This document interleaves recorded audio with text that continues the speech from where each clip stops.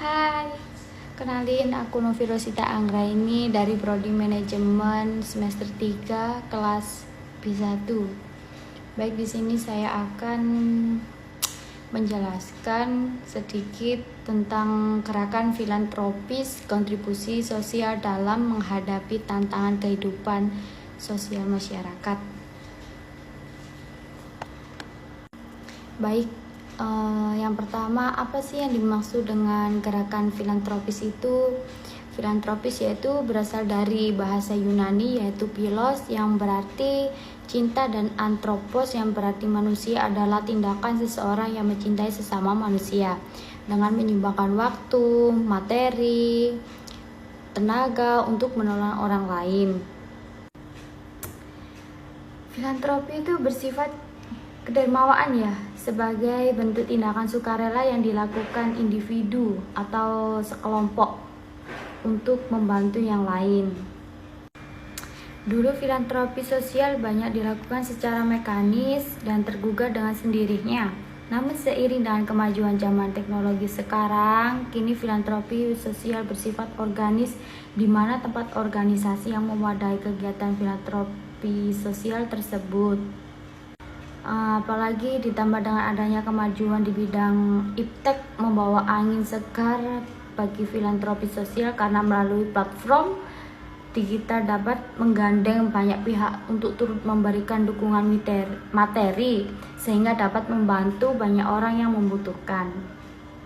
Nah teman-teman, selain itu filantropi itu juga berkaitan dan tidak bisa dilepaskan dengan ajaran agama, karena setiap agama di dunia ini tuh pasti mengajarkan kebaikan dan mencintai sesama. Salah satunya adalah filantropi Islam. Di sini saya akan berbagi kondisi berbagai krisis masalah ketahanan nasional pada saat ini, yaitu membahas tentang membangun ketahanan pangan di era pandemi. Di era pandemi COVID, disrupsi yang dihadapi petani kian kencang menyebabkan rantai pasok pangan mengalami gangguan yang serius. Ironinya, beberapa harga komoditas pertanian justru mengalami penurunan karena turunnya permintaan. Berkurangnya kegiatan masyarakat menyebabkan permintaan terhadap bahan pangan juga menurun. Banyak sekali sektor kuliner yang tidak menjalankan bisnisnya sehingga permintaan terhadap komoditas pertanian justru turun drastis. Penurunan komoditas pertanian tentu berdampak buruk bagi kesejahteraan petani. Penurunan komoditas pertanian tentu berdampak buruk bagi kesejahteraan petani. Ketika produksi pertanian harus terus berjalan, sedangkan permintaan di pasar turun, akan terjadi oversupply sehingga harga komoditas akan anjlok. Anjloknya harga tersebut akan membuat para petani mengurangi produksinya karena merugi. Jika hal tersebut tidak segera diatasi, maka di kemudian hari ketika pandemi mencapai titik akhir, akan terjadi kelangkaan bahan pangan karena petani yang terus mengurangi produksinya. Anjloknya harga komoditas pangan sudah terjadi di beberapa daerah seperti di Jawa Tengah, Jawa Timur. Jawa Tengah yang memiliki potensi di bidang pertanian ikut terdampak dengan adanya penurunan bahan pangan. Pada saat memasuki wabah COVID, beberapa komoditas pangan yang mengalami penurunan antara lain cabai, sayuran, dan juga buah-buahan banyak sekali. Ada berbagai faktor, yaitu untuk cabai.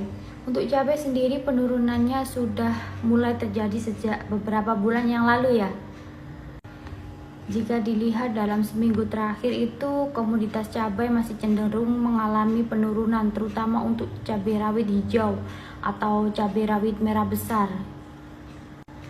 Komoditas pangan tersebut karena COVID ya, PSBB pada waktu itu menyebabkan distributor komoditas pangan terhambat sehingga banyak komoditas rusak dan harganya jatuh, turun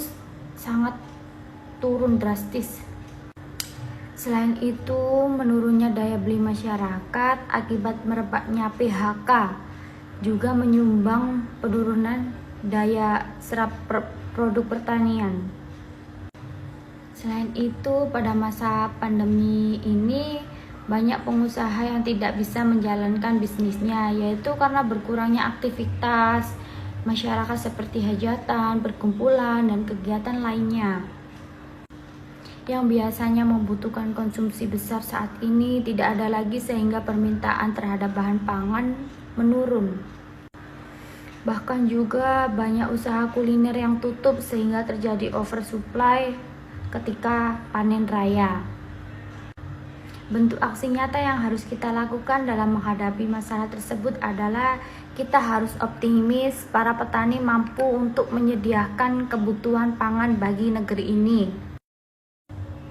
Kita harus optimis bahwa para petani mampu untuk menyediakan kebutuhan pangan bagi negeri ini. Petani Indonesia adalah petani yang bersahaja karena mereka akan terus menjalankan kegiatan pertaniannya meskipun belum tahu kepastiannya harga komoditas ketika panen nanti.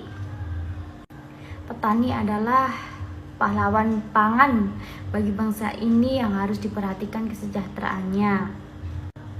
Kesiapan para petani juga perlu didukung dengan berbagai kebijakan. Baik, itu saja yang saya sampaikan tentang gerakan filantropis kontribusi sosial dalam menghadapi tantangan kehidupan sosial masyarakat.